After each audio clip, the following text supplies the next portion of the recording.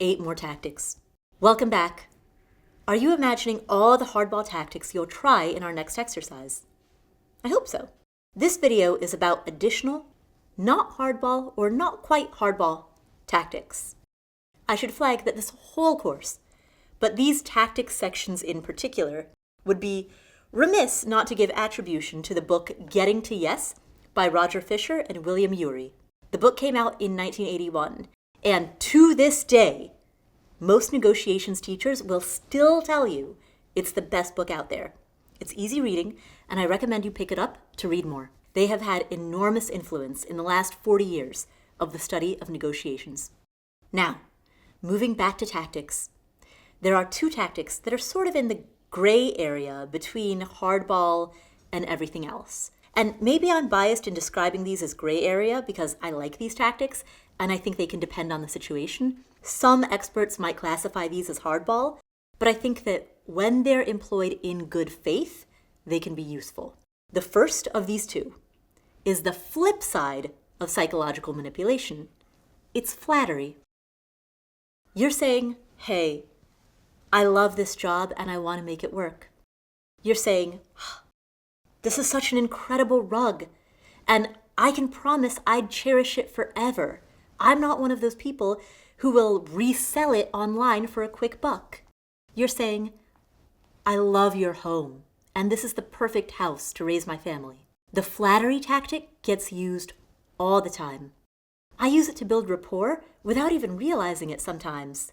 It's just that there's a fine line between appreciating the subject of the negotiation and trying to use your admiration to get a discount or a concession.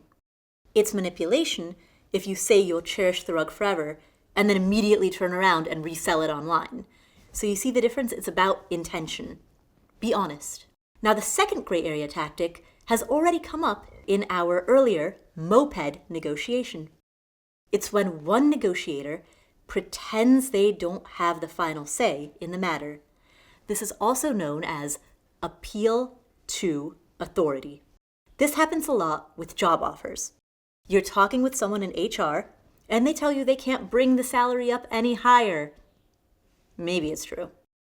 But maybe they have a spreadsheet right in front of them with the range, and they're just incentivized to keep your salary as low as possible. Now, I'm not saying I like to be on the receiving end of this tactic. In fact, I think it actually damages trust and makes me feel like I can't rely on my negotiating partner. But this is a particularly good one to flip on its head. Let's say I'm asking for a raise, and I'm doing the whole let's pretend you can't decide song and dance with the HR person. I have an opportunity to turn this person into my ally. So I can say, listen, what do you need from me to convince those suits in the executive office to give me this raise?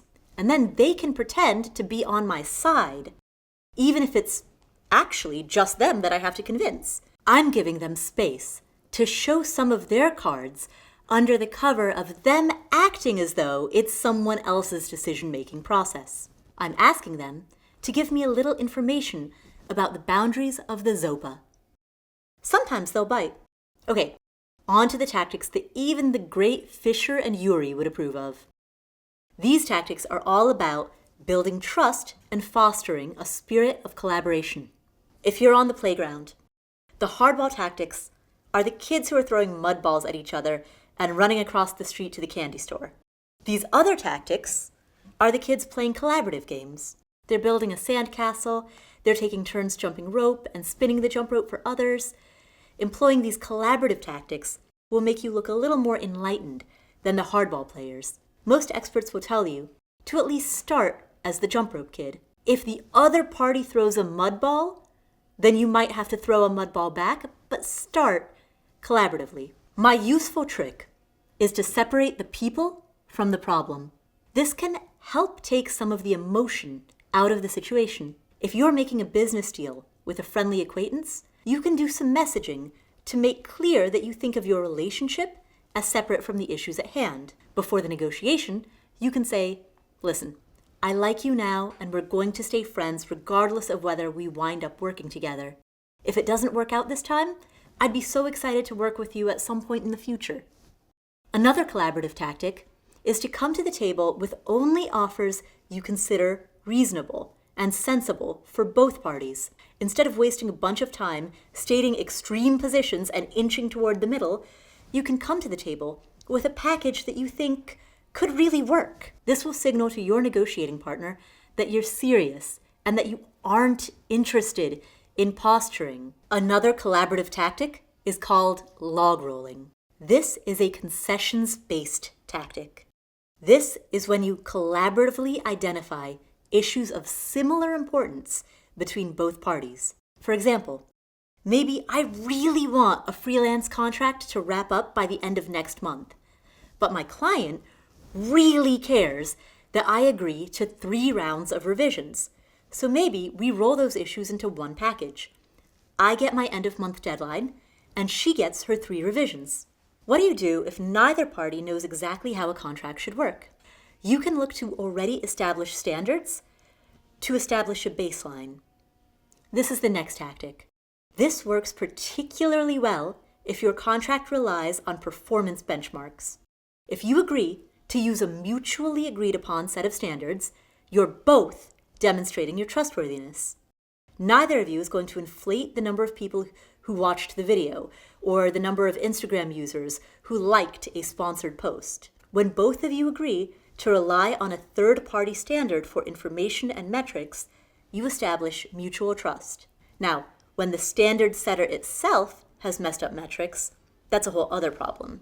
Do you remember several years back when Facebook admitted it had lied to all of its users about how many people had watched its videos? I bet a lot of negotiators had a tough day that day. The last tactic I want to bring up in this video is useful when both parties are uncertain about how profitable a collaboration will be. You both want to invest in a project, but you're unsure of the upside.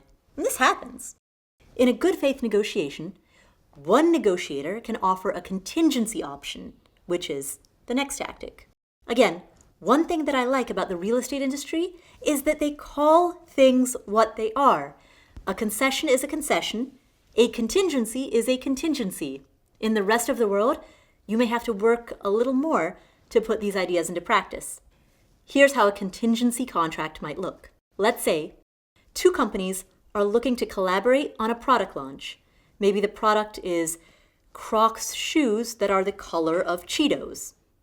Crocs has to spend a lot of money to manufacture shoes that look like Cheetos.